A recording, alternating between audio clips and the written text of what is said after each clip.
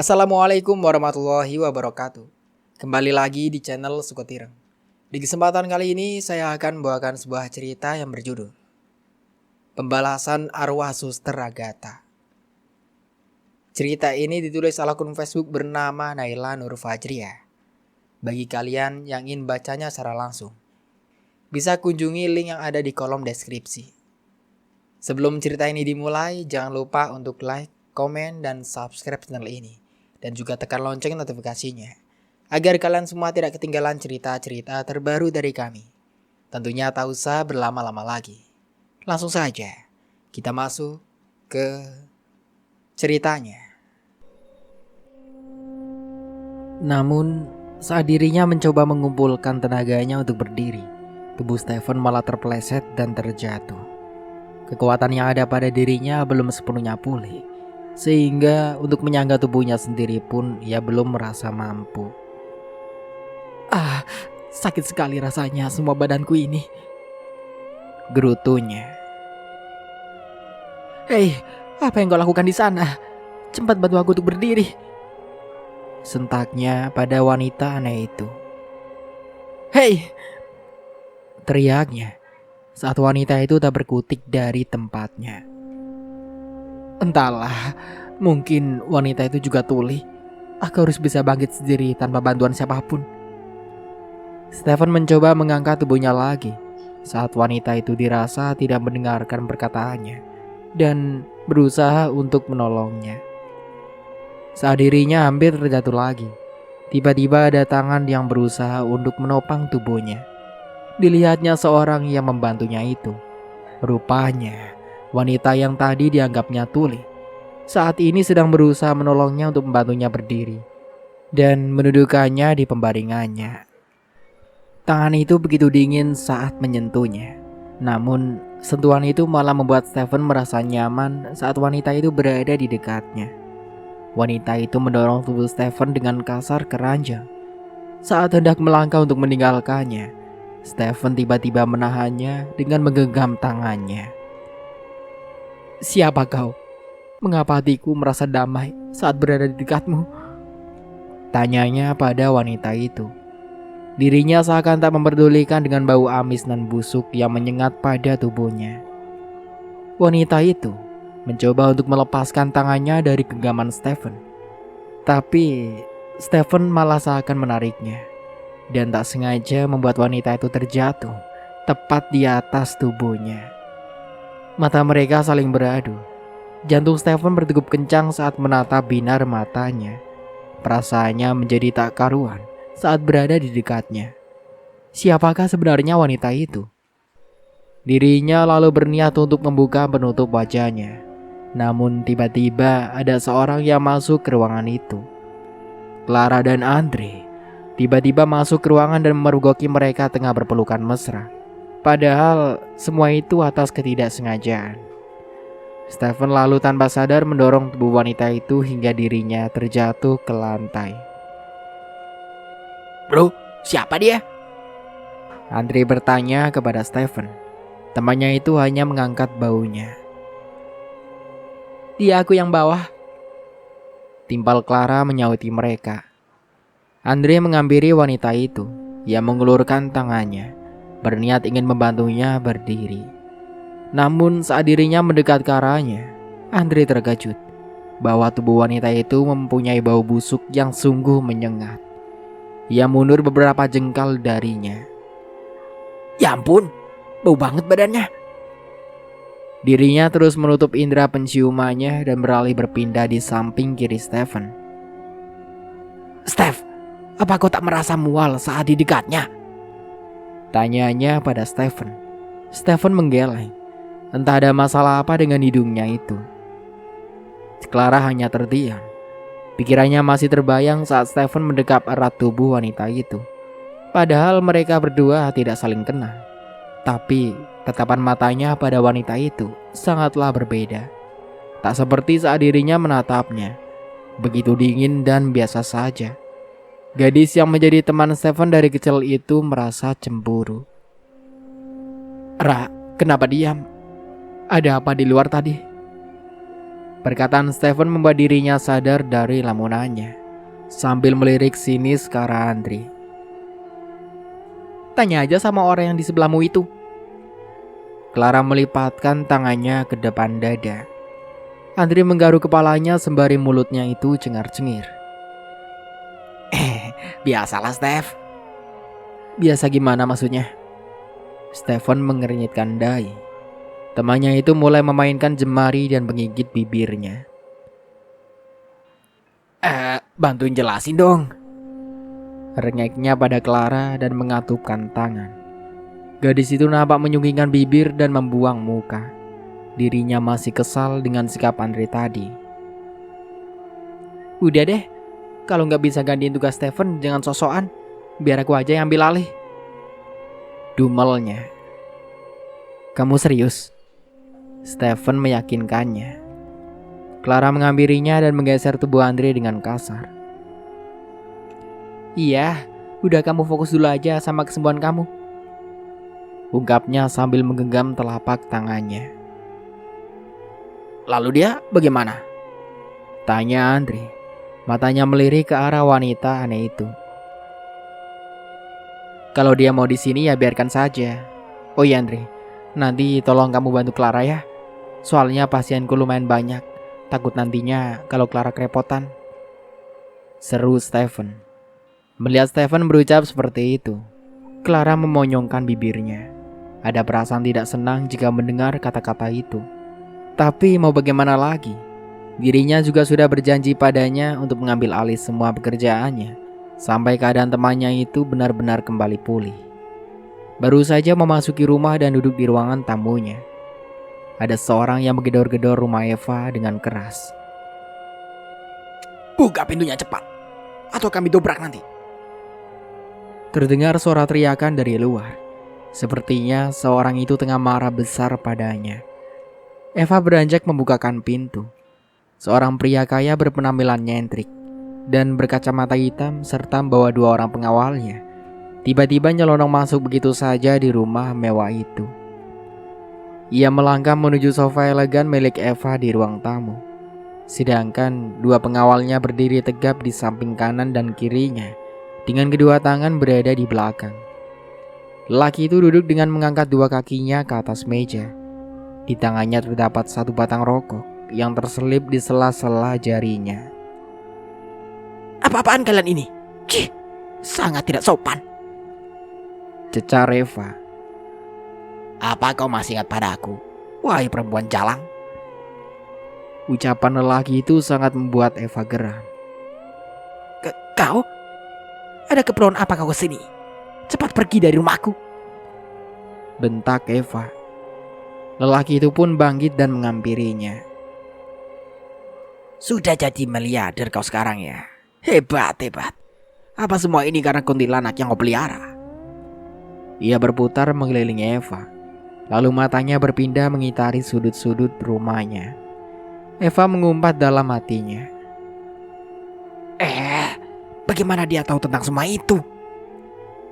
Dirinya nampak gusar mendengar perkataan dari mulut laki itu. Ia lalu menjambak rambut Eva dengan kasar. Kau sembunyikan di mana iblis yang telah memberikanmu pundi-pundi emas selama ini? Cepat panggil dia. Sentak lelaki itu padanya. Apa maksudmu? Aku tidak mengerti. Kelit Eva yang tak mau mengakui perbuatannya. Lelaki itu nampak murka. Ia lalu menyuruh anak buahnya untuk mendobrak ngabrik seluruh isi rumahnya. Itulah yang Eva takutkan. Kuntilanak itu yang ia sembunyikan dalam biliknya.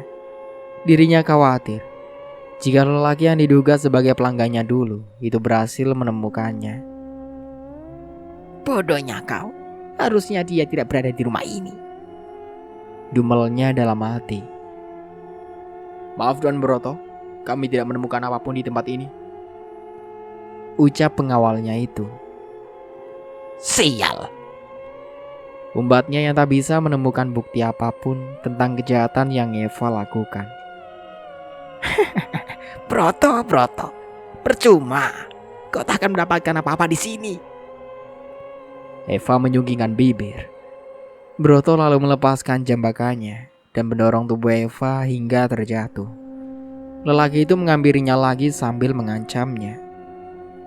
Ingat, perselisihan kita belum berakhir. Ya, mungkin kau telah berhasil mengambil klienku dalam bidang bisnis. Tapi ingat, aku akan kembali untuk balas dendam padamu. Akan kubuktikan kau dan putrimu akan kembali mengemis di jalanan. Camkan itu. Lelaki itu pun berlalu meninggalkan rumah Eva, disusul oleh 2 pengawal setianya. Eva hanya tersenyum remeh kepadanya. Tak menyangka, ritualnya malam itu berhasil dan dirinya bisa menenangkan Tender yang sudah menjadi incarannya tersebut. Ia lalu berpikir, di mana kuntilanak yang sudah menjadi budaknya itu? Jangan-jangan Dirinya lalu bangkit dan setengah berlari menuju kamarnya. Stephen suntuk berada di ruang rawat itu, sedangkan para temannya tengah sibuk dengan tugasnya masing-masing, pun dengan Clara dan Andre. Ia pun menghela nafas panjang. Andai saja kecelakaan ini tak terjadi padaku. Stephen menyesali apa yang terjadi pada dirinya saat ini. Wanita anak yang bersamanya itu tiba-tiba mengamuk dan membanting semua barang yang ada di sekitarnya. makanan, makanan. Berulang kali kata itu disebutkannya. Memang sudah waktunya memberikan sesajen pada kuntilanak itu sebagai makanannya. Namun Eva tak tahu jika budaknya itu sedang bersama dengan putrinya. Entah apa yang akan kuntilanak itu lakukan saat dirinya merasa lapar. Karena di sekelilingnya, mereka hanya tahu bahwa ia hanyalah seorang wanita aneh yang sepertinya tengah mengalami gangguan kejiwaan. Pendengaran Stephen pun juga menangkap apa yang diucapkan wanita itu. Dirinya hanya menggelengkan kepala melihat tingkah anehnya. Ia lalu mencoba untuk turun dari hospital bednya dan mengambilkan sepiring buah yang telah disediakan pihak rumah sakit untuknya. Kemudian, dirinya memberikan jatah makannya kepada wanita itu. Dengan langkah hati-hati sebab keadaannya yang masih lemas, Stephen berjongkok menghampirinya. Ini, makanlah. Sambil memberikan piring berisi buah itu kepadanya. Wanita itu menoleh ke arahnya, lalu melihat isi piring itu dengan seksama. Dibolak-baliknya buah itu berkali-kali, dahinya pun mengernyit. Jangan bilang kalau kau tidak pernah makan ini sebelumnya, celoteh Stephen. Dirinya merasa agak aneh dengan sikap wanita itu. Ini, ambil dan makanlah. Stephen meraih tangannya dan memberikan piring berisi buah itu padanya. Dan jangan banting-banting barang seperti ini lagi. Stephen lalu memunguti benda yang terjatuh akibat ulah wanita itu. Wanita itu pun membuka maskernya dan memakan buah yang diberikan Stephen itu dengan lahap. Stephen mendengar suara kecapan yang keluar dari mulut wanita itu. Akhirnya dimakan juga, ucapnya tanpa menoleh ke arahnya. Hanya dalam hitungan detik, wanita itu pun langsung melemparkan piringnya, hingga piring itu pun pecah menjadi beberapa bagian. Stephen lama-lama kesal melihat perlakuannya. Kau ini? Ia pun menoleh ke arah wanita itu, dan betapa kagetnya dirinya setelah mengetahui wajah di balik masker tersebut. Seorang wanita yang berhasil membuat jantungnya berdegup, membuat dirinya grogi, membuat dirinya salah tingkah, dan berhasil mencuri perhatiannya. Dari itu tak lain adalah orang yang selama ini ia cari. Stephen berlari ke arahnya, tanpa memperdulikan bahwa kakinya itu dengan tak sengaja menginjak pecahan beling. Sayang, kau sayangku kan? Apa yang terjadi padamu? Mengapa kamu jadi seperti ini? Stephen mengusap wajah yang sangat dirindukannya. Lalu dipeluknya tubuh itu dengan erat. Dirinya sudah tak peduli lagi, walaupun tubuhnya itu berbau busuk. Wanita itu hanya terpaku, Dia membisu dan pasrah saat tubuhnya didekap oleh lelaki yang ada di hadapannya itu. Tatapan matanya kosong, seakan ada sesuatu yang hilang dari dirinya. Stephen melepaskan semua kerinduannya. Dikecupnya kening wanita yang dianggap sebagai kekasihnya itu berulang kali. Kemudian kembali mendekap tubuh kaku itu. Air matanya keluar membanjiri kedua pipinya. Ia seakan tak merasakan sakit lagi setelah bertemu dengan kekasihnya itu. Namun saat dirinya tak sengaja memegang ujung kepalanya, Stephen merasa ada yang aneh, yang seperti mengganjal di kepala wanita itu. Ia lalu mendongak ke atas, menyibak rambutnya untuk melihat sesuatu yang mengganjal di kepalanya. Benda apa ini? Akhirnya, dirinya berhasil menemukan benda itu. Benda itu nampak tertancap di kepalanya. Dirinya pun mencoba untuk menjabutnya. Jelap. Wanita itu menjerit saat Stephen mencabut benda itu dari kepalanya. Matanya melotot dan tubuhnya bergetar dengan hebat. Stephen bangkit dari duduknya. Tubuhnya menjadi lemas saat sebuah benda telah berada di genggamannya. Ini paku. Ucapannya terbata. Ia mundur beberapa jengkal dari wanita itu. Matanya terus melotot menatap paku berlumuran darah yang telah dicabutnya itu. Wanita yang diduga kekasihnya itu mengalihkan pandangannya ke arahnya. Kemudian dirinya terbang melayang bagai kuntilanak, disertai sak tangisan yang begitu pilu. Kini, tubuhnya seakan lenyap tak terlihat di balik dinding ruangan itu. Stephen shock melihat penampakan yang ada di hadapannya. Ia masih terpaku dan tak bergeming sedikit pun. Lalu, paku berlumuran darah hitam pekat itu terjatuh dari genggamannya, membuat dirinya tersadar dengan apa yang dilihatnya barusan. Tidak mungkin kalau dia sudah... Tidak, ini semua pasti mimpi. Stephen meringkuk ketakutan di pojok ruangan itu. Matanya masih tak percaya dengan apa yang baru saja dilihatnya. Seluruh badannya bergetar, mulutnya bergeming. Entah apa yang dia katakan. Stephen duduk meringkuk di pojokan seperti orang ketakutan. Tidak mungkin. Lalu dirinya menangis histeris. Beberapa kali ia benturkan kepalanya itu ke tembok. Steph, ini waktunya aku makan. Clara datang dengan membawa sepiring makanan. Dan piring yang dibawanya itu terjatuh dari tangannya. Steph. Clara berlari menghampiri Stephen dan mencegahnya untuk tak membenturkan kepalanya itu ke tembok lagi. Apa yang kau lakukan, Steph? Kenapa kau jadi seperti ini? Tangannya mencoba menghentikannya. Peluh putih mulai keluar dari kelopak matanya. Sudah, hentikan. Ku mohon jangan seperti ini, Steph. Clara semakin risah melihat Stephen yang sudah dipenuhi genangan darah. Tolong, siapapun di luar sana, tolong kami. Gadis itu berteriak, berharap ada seorang yang mendengar dan membantunya. Karena tak kuat, Clara kemudian menutup mukanya. Air matanya sudah tak bisa dibendung lagi. Ia lalu berlari lagi keluar ruangan dan mencari seorang untuk membantunya. Siapapun, tolong! Teriak gadis itu. Andre yang kala itu baru saja selesai memeriksa pasien keluar dari ruangan. Ia melihat Clara tengah terisak, sembari memberhentikan beberapa orang untuk berusaha menolongnya. Tangannya menuju ke arah ruangan Stephen. Namun orang-orang di sana tak ada yang mempedulikannya. Mereka malah sibuk dengan urusannya masing-masing. Takut akan terjadi hal buruk pada kawannya, Andre dengan tergopoh melari menuju tempat Clara sedang berdiri. Ada apa? Apa yang terjadi? Dan mengapa kau menangis?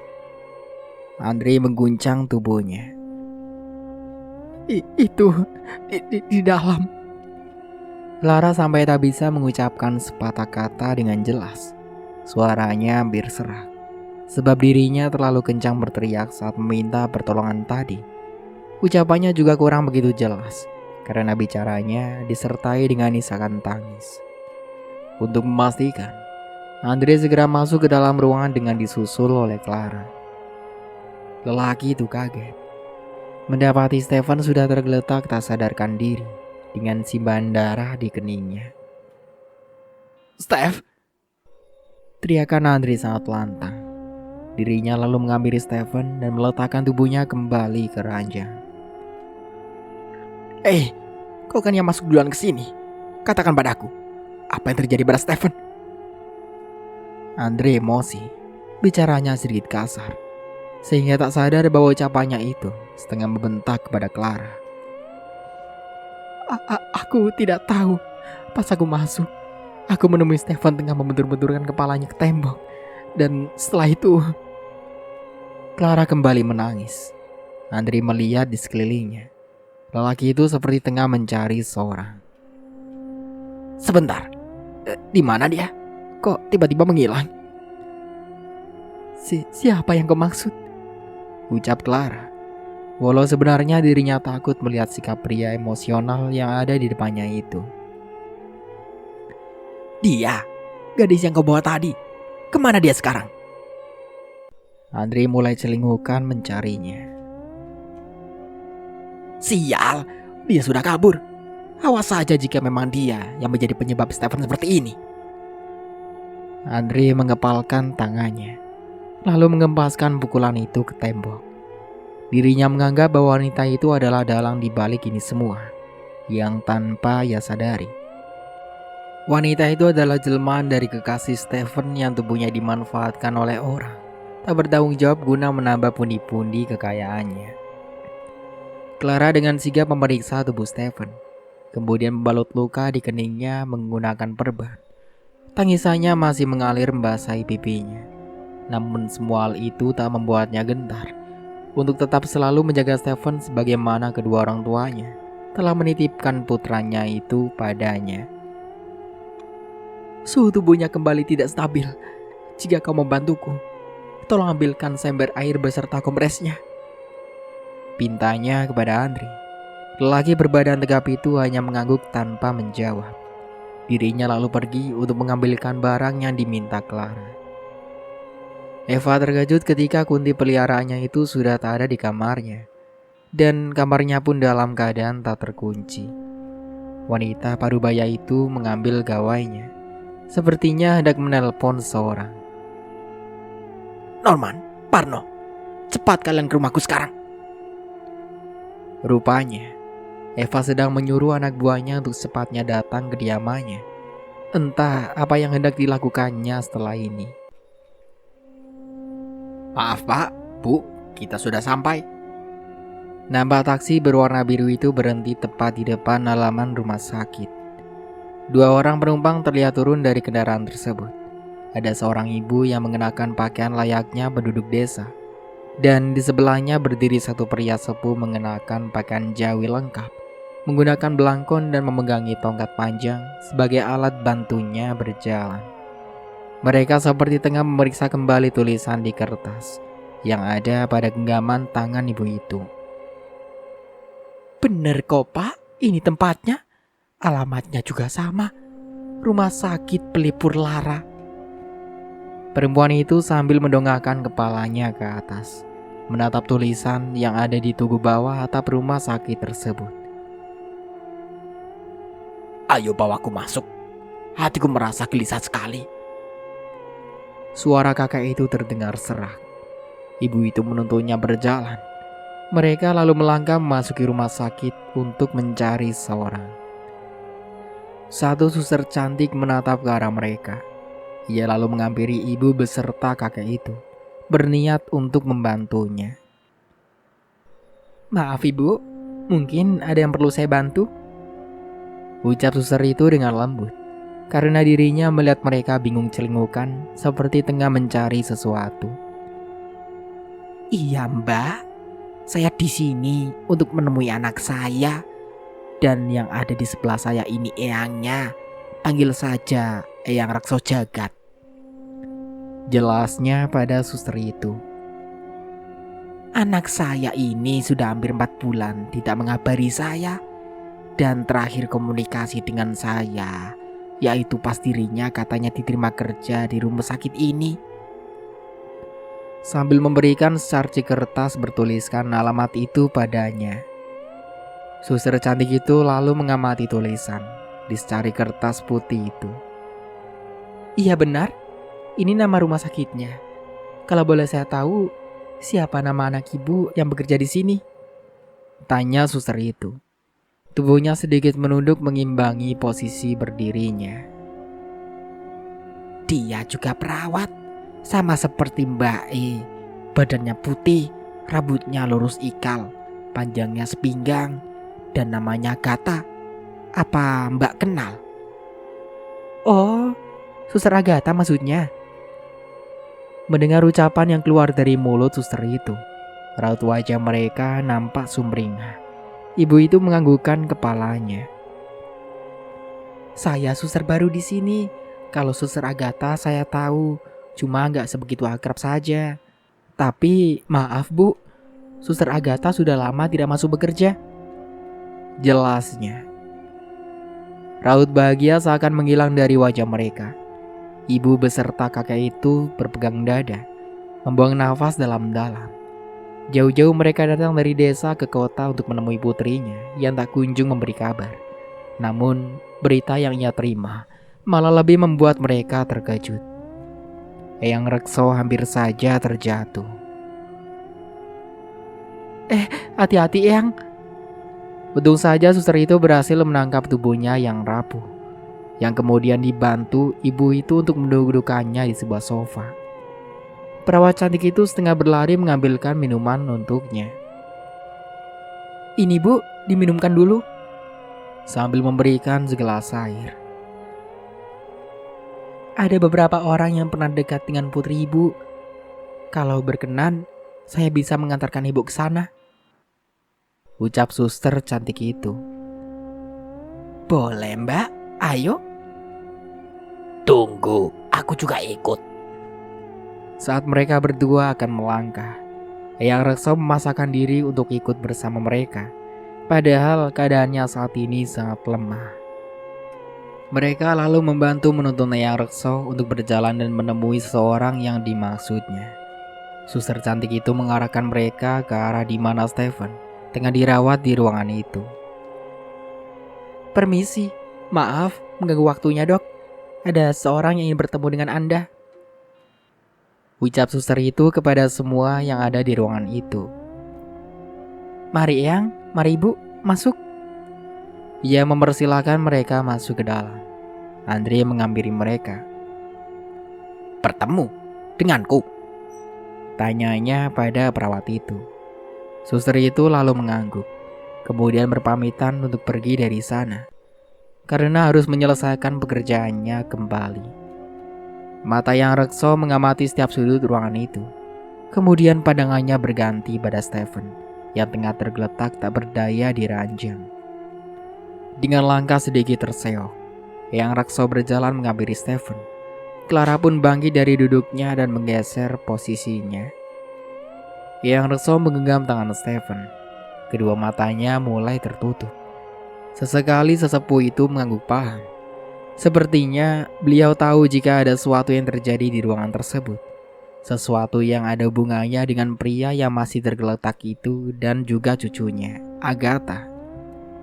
Apakah sebenarnya yang Eyang Rekso dapatkan dari penglihatan mata batinnya itu? Clara agak merasa aneh atas kedatangan dua orang yang mengaku ada keperluan mendadak dengan Andre.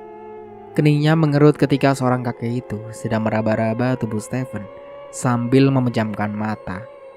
Apa yang sebenarnya tengah dilakukan olehnya? Dirinya berjalan menghampiri Andre untuk mencari tahu tentang sesuatu. Ikut aku sebentar. Clara menarik tangan Andre dan mengajaknya menjauh dari jangkauan mereka. Andre bingung mengapa gadis itu tiba-tiba menyeretnya keluar dari ruangan itu. Apa yang kau lakukan? Ia sedikit membentaknya. Clara mengatupkan satu jari ke mulutnya. Shh, diam. bicaralah pelan-pelan. Siapa mereka dan apa tujuan mereka kemari? Tanya gadis itu padanya. Ya, aku tidak tahu. Itu juga bukan urusanmu kan? Saut Andre nyolot. Iya, aku paham. Tapi lihatlah apa yang tengah kakek tua itu lakukan pada Stephen. Aku hanya takut jika mereka berniat macam-macam padanya. Beberapa minggu yang lalu, apa kau tahu? Pasien Stephen ada yang menghilang dari rumah sakit ini. Dia dalam keadaan hamil. Tapi saat aku dan Stephen menemukannya, keadaannya sangat memilukan. Dan tiba-tiba saja perutnya yang membesar itu sudah dalam keadaan normal. Kami tidak tahu apa yang sebenarnya terjadi pada wanita itu. Kejadian itu sangat membuatnya terguncang. Dan pada saat suaminya menanyakan di mana bayinya, dirinya malah menangis histeris seperti orang gila. Pikirkan, apakah semua itu wajar? Tuduhanku beralasan, Dre. Aku takut jika mereka ada niat macam-macam dengan Stephen. Clara menjelaskan panjang lebar kepada lelaki yang berhadapan dengannya saat ini. Gadis itu kini tengah mencengkram kera bajunya. Apa? Tapi mengapa kalian berdua tidak memberitahuku sebelumnya tentang kejadian itu? Andre sangat shock mendengar pernyataan yang keluar dari mulut Clara. Kami sungguh tidak ada waktu untuk menceritakannya. Dan pada saat kami akan mengungkap siapa dalang di balik semua ini, Stephen malah mengalami kecelakaan. Ujarnya lagi. Jadi maksudmu, apakah kecelakaan yang menimpa Stephen sudah direncanakan? Andre berpegang dagu. Raut wajahnya serius menyimak semua yang Clara katakan. Aku masih belum tahu soal itu. Tapi bisa jadi semua itu atas rekayasa seseorang kan? Clara mencoba meyakinkan ucapannya sendiri. Saat mereka belum selesai berbincang, seorang ibu yang datang bersama kakek tua tadi tiba-tiba muncul dan menghampiri mereka.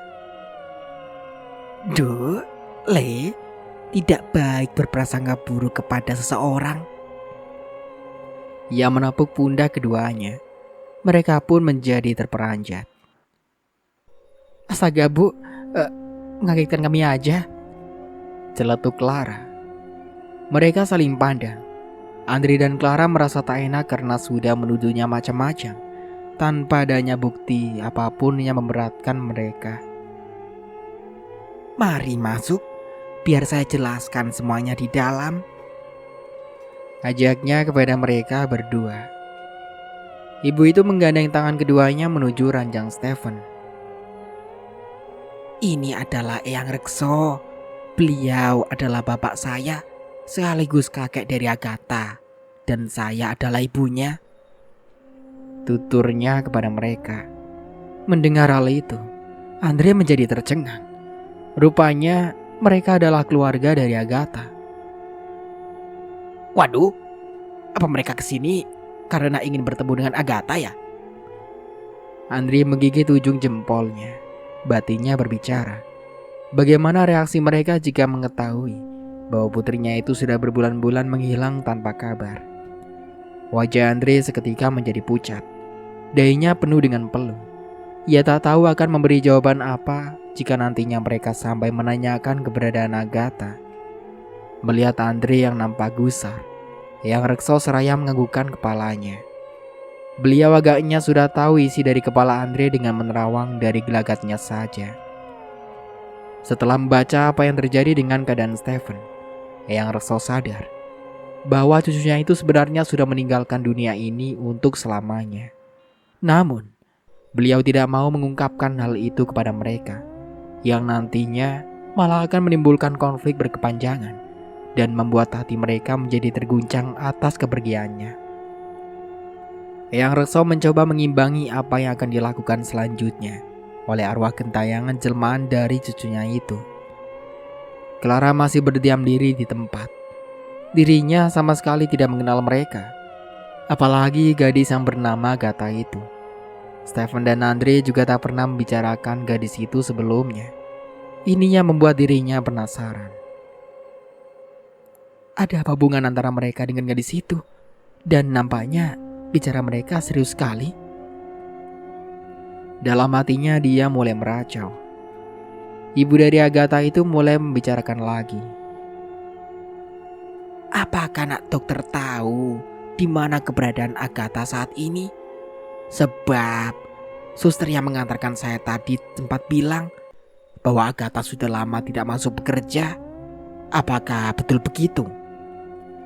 Tanyanya pada mereka berdua. Clara hanya mengangkat bahu, sedangkan Andre cemas mencari jawaban yang tepat untuk menjawab pertanyaannya. Nah, Ibu itu menepuk pundak Andre. Setelah sekian menit, lelaki itu nampak berdiam diri tanpa jawaban. Iya bu, tapi saya tidak tahu Agatha di mana. Mungkin dia yang tahu. Tapi dia juga tidak mungkin memberi jawaban atas pertanyaan ibu saat ini. Lihat saja kondisinya bu, sangat memprihatinkan bukan? Andre memainkan sandiwaranya. Dengan tiba-tiba ia mengusap matanya. Seakan air matanya itu sudah membasahi pipinya saja. Semua itu berdalih untuk menutupi hal tentang menghilangnya Agatha. Clara menyenggol lengan Andre sambil membisikkan sesuatu di telinganya. Kau bicara apa? Jangan ngawur. Bahkan mungkin Stephen tidak kenal siapa gadis itu. Ucapnya lirih agar tak terdengar oleh mereka. Diamlah. Apa kau tidak tahu kalau aku ini sedang panik? Jadi jangan ikut-ikutan libur dulu. Omelnya pada Clara. Melihat tingkah laku Clara dan Andre, Eyang Rekso hanya tersenyum. Kakek dari Agatha itu tak mau turut campur dalam urusan mereka. Walau sebenarnya dirinya itu sudah mengetahui atas kematian tidak wajar yang menimpa cucu kandungnya itu. Eyang Rekso hanya berharap pria yang tergeletak di ranjang itu segera siuman, agar dirinya bisa segera mengungkap di mana kiranya jasad Agatha yang belum ditemukan itu. Ibu itu berdalih posisi menghampiri Eyang Rekso. Bagaimana ini pak? Terpaksa kita harus menunggu pria ini pulih. Pandangannya menatap sayu Stephen yang masih tak sadarkan diri. Eyang Rekso mengelus punggung anaknya. Sudah, tidak apa-apa. Nanti pasti Gusti Allah menunjukkan jalan pada kita. Ayo kita keluar. Biarkan pemuda ini beristirahat. Mereka berdua lalu berjalan keluar meninggalkan ruangan Stephen. Sedangkan Andre dan Clara masih tetap diam terpaku di tempat yang sama. Mereka saling pandang setelah kepergian dua orang itu. Lalu Clara melangkah mendekat ke arah Stephen dan mengambil posisi duduk di sebelahnya. Jika kau tak keberatan, apa aku boleh menanyakan sesuatu? Ucap Clara pada Andre. Lelaki itu melirik ke arahnya, kemudian berjalan mendekatinya. Ya, katakan saja apa yang ingin kau ketahui. Siapa gadis yang bernama siapa tadi? Clara mencoba mengingat nama itu. Agatha, seru Andre. Iya, itu maksudku. Balasnya. Andre membuang nafas sebelum menceritakan semua itu kepada Clara. Apa kau benar ingin tahu? Ucap Andre meyakinkannya lagi. Gadis itu mengangguk penuh semangat. Kini Andre akan menjawab rasa penasaran yang dirinya pendam dari tadi. Dia seorang suster di rumah sakit ini.